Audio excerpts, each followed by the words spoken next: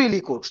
অর্থাৎ এখানে এভাবেই আমরা আপনার প্রিলি বেসিক, রিটেন বেসিক এন্ড প্রিলি ফুল কোর্সের এভাবেই আমরা মূলত সামনের দিকে এগিয়ে যাব এই কোর্সটাতে। খেয়াল করেন, নলেজ ব্রিংস ক্লারিটি।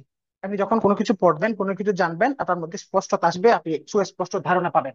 কিন্তু but structure brings stability. Structure বলতে কি বোঝাচ্ছে?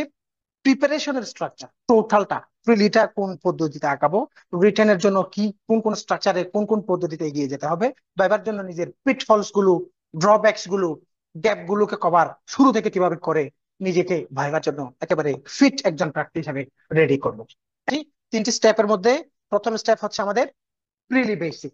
এই স্টেপটাতে কিভাবে আমরা জিনিসগুলো আগাবো, প্রিলিমিনারির যে সিলেবাস আছে এবং রিটেনের যে সিলেবাস আছে, দুইটি সিলেবাসকে মাথায় রেখে নবম দশম এবং ইন্টারমিডিয়েটের এনসিটিভির বা সরকারি কিছু টেক্সট বই, টেক্সট বই ভিত্তিক কিছু ক্লাস হবে, যে ক্লাসগুলোতে একজন শিক্ষক, জাস্ট ফর এক্সাম্পল ধরুন 9-10 এর বিজ্ঞান বই, 9-10 এর বাংলাদেশ ও বিশ্ব পরিচয় বই অথবা বাংলা ব্যাকরণ বইটা, একজন প্রফেশনাল শিক্ষক এসে এই বইটাকে আপনি কিভাবে এই ক্র্যাক করবেন, এই বইটাকে কোন কোন জায়গাগুলো আপনার পড়তে হবে আপনার, এবং চ্যাপ্টার ভিত্তিক এই বইগুলো থেকে রিটেন পরীক্ষা নেওয়া হবে আপনার। তাহলে এখানে স্টেপ ওয়ান, এখানে ক্লাসের সংখ্যা কম, দেখেন বাংলায় কয়টা ক্লাস, গণিতে ইংরেজিতে কয়টা ক্লাস, এই জিনিসগুলো দেখানো হয়েছে। এখানে টোটাল স্টেপ ওয়ান এর মধ্যে আমাদের ক্লাস থাকবে 81টা।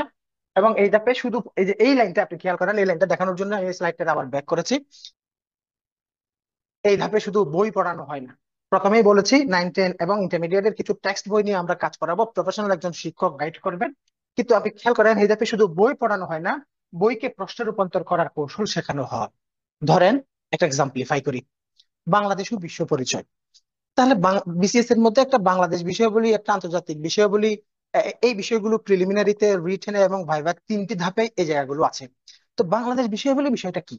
এটা হচ্ছে মূলত বাংলাদেশের, এই যে বাংলাদেশ আমাদের দেশ, এই দেশের একটা হিস্ট্রিক্যাল ব্যাকগ্রাউন্ড আছে, এই দেশটা পরিচালনার জন্য একটা কনস্টিটিউশন আছে, সরকার ব্যবস্থাটা কেমন, এই দেশের অর্থনীতি কেমন, এই দেশের সম্পদের বন্টন গুলো কিভাবে হয়, এই যে বিষয়গুলো, এই জিনিসগুলো থেকে প্রিলিতে একভাবে প্রশ্ন হয়, রিটেন আরেকভাবে প্রশ্ন হয়, ভাইভাতে আরেকভাবে প্রশ্ন হয়।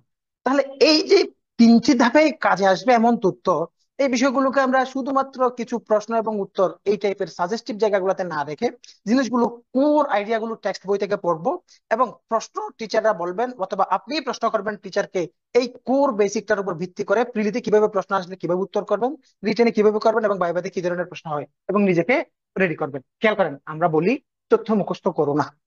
মুখস্থ করা কোনো একজন যারা ক্যাডার হচ্ছে তারা মুখস্থ করে হচ্ছে না। যারা এই জন্য দেখা যাচ্ছে 4 লাখ প্রার্থী পরীক্ষা দিচ্ছে, ওখান থেকে ক্যাডার হচ্ছে 2,000, 3,000, 4,000, অর্থাৎ একাধিক ব্যাচ মিলে যেভাবে হোক। তাহলে